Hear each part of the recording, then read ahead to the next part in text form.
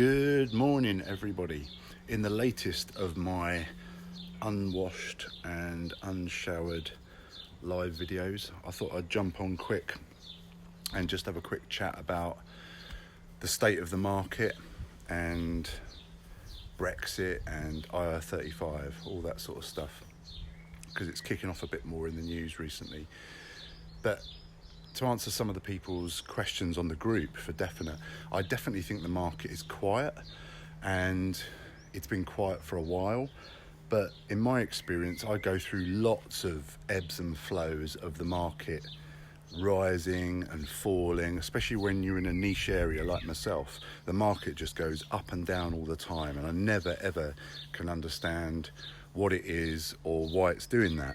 So I wouldn't panic too much about those ebbs and flows, because I was panicking the other day a little bit. Oh no, there's no more roles in the niche that I'm in, for example. And then I chilled out a little bit, and straight away I got a phone call from someone, a company that is launching masses of new projects across masses of companies, lots of companies. So that really gave me confidence that the market there is still a market out there. And how quickly we get into this mindset of lack, that there's nothing out there. Things can change just like that. They have, in my experience. Things have changed on a knife edge.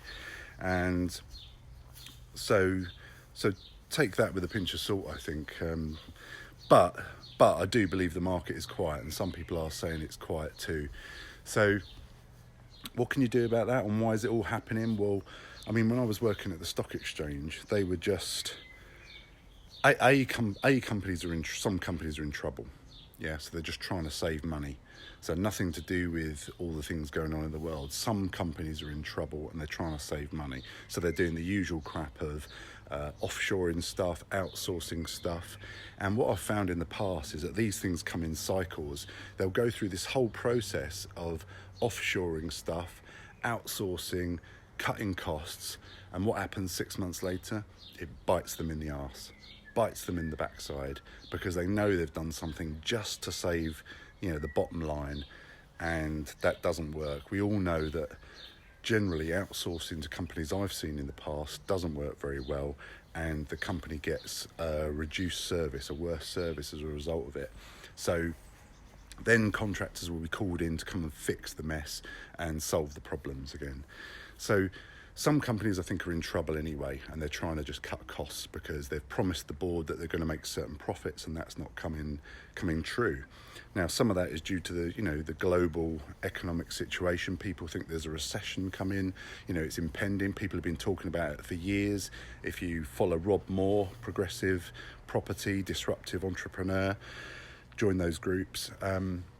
Then he's stockpiling cash because he thinks there's a recession coming, but whether it's 1 year out, 2 year out, 5 year out, nobody really knows. So lots of companies are preparing for recession. Then you've got Brexit thrown into the mix, and as Dylan and people on my trading course that I do will say, it's not about what happens, it's about what the market thinks is going to happen. So if the market thinks something bad is going to happen and something bad happens, that's okay, because the market has factored that into prices and movement. It's when something goes completely against what the market sentiment is, or what they've already thought or planned ahead.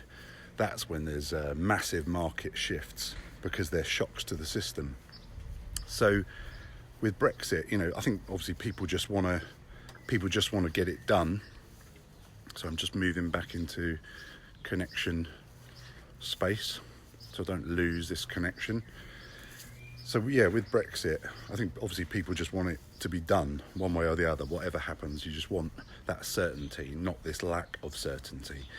But again, referring back to places like the stock exchange, the London Stock Exchange, they were, them and probably other companies are thinking, well, if we've got our head office in London and we're then out of the EU, what does that mean to our business? Do we need to move our head office inside the EU? So if you do masses of business inside the EU, then lots of companies will be thinking about, do they need to move offices, move staff? So that's another reason why they're going to be battening down the hatches and saving money and being cautious and not spending on projects, not spending on people, not spending on contractors maybe. And places like the stock exchange, it wasn't just contractors that were affected. They were cutting loads and loads of perm staff as well. So it wasn't just about contractors. But moving on to IR35, obviously, I was just reading up then again, what are the implications for companies? So it's down to the company to decide the IR35 status of its employees. So what HMRC are doing is putting the onus on companies to determine the IR35 status. And it just means that there'll be national insurance and some tax that has to be paid. And so lots of companies are obviously not going to want to do that extra work, never mind shelling out the money. They just don't want to do the extra work. So there's going to be resistance there.